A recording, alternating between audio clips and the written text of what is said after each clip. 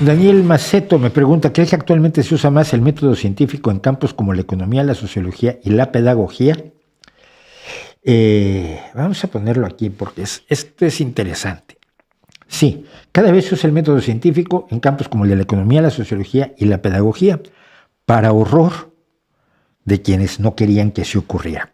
Cuando hice el vídeo sobre cientificismo, mencioné la historia. El inventor de la palabra cientificismo fue Hayek. Gustav Hayek, no me acuerdo. Acuérdense que para los nombres soy terrible, se los cambia todo Dios, y luego no me dice, es que te equivocaste. No, no me equivoqué, es que si yo le cambio el nombre a todos.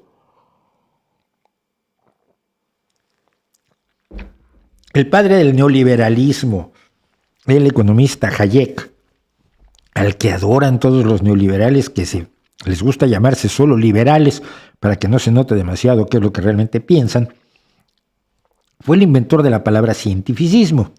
Y la palabra cientificismo definida por él fue el absurdo intento de utilizar los métodos de la ciencia para las disciplinas sociales y humanísticas.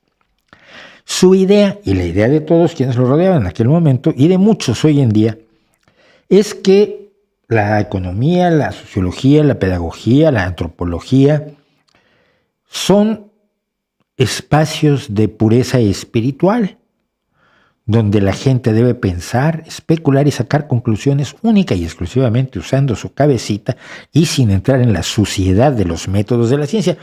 Usted sabe esos métodos de la ciencia que implican cuantificar, plantear hipótesis, poner a prueba las hipótesis, a veces experimentar, confirmar independientemente las observaciones y ser muy cuidadoso de no ofrecer explicaciones que no incluyan todo lo observado o que no incluyan algo más que lo observado, que era lo que solía hacerse en el pasado.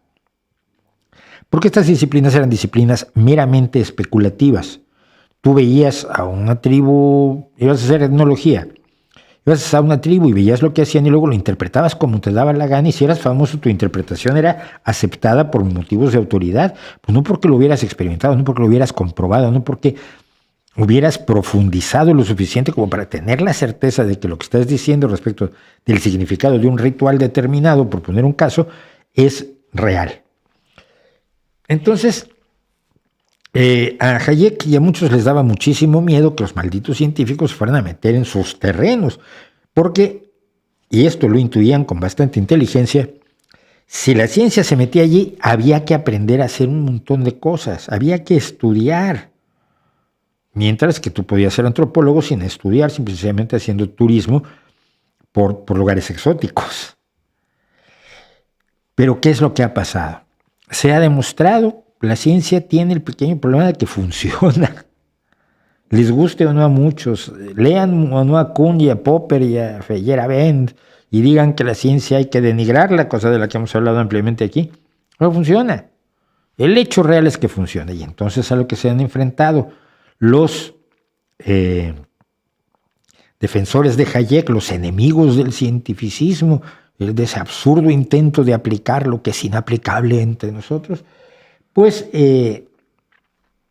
a lo que se han enfrentado es que los sociólogos poco a poco han dicho, mire, es que si lo cuantificamos, si lo ponemos a prueba y lo verificamos independientemente y quizás hasta lo experimentamos, pues podemos enterarnos más de cómo es la realidad que si nos ponemos en una poltrona con la pipa, eso sí, dando un aspecto extraordinario para la foto.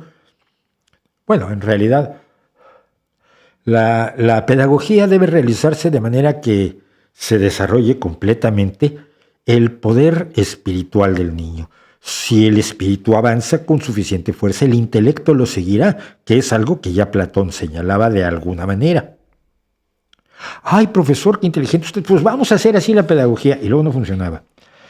Entonces, lo que hemos descubierto es que no, hay que basarse en evidencias para decir esas cosas, y tenemos una sociología, una pedagogía, una economía, una antropología, cada vez más basadas en evidencias. Como no les gusta decir que son científicas, por lo menos cuela que digan basadas en evidencias. El nombre de científico da igual que no lo tengan mientras lo usen, mientras usen el conocimiento científico, mientras usen lo científico y mientras sean respetuosos de los hechos y los datos y no crean que su visión filosófica de pronto descubre el universo a sus ojos con una intuición maravillosa sentados en su poltrona. Así que sí, yo creo que eso ha pasado y yo creo que a muchos no les gusta, además que esté pasando.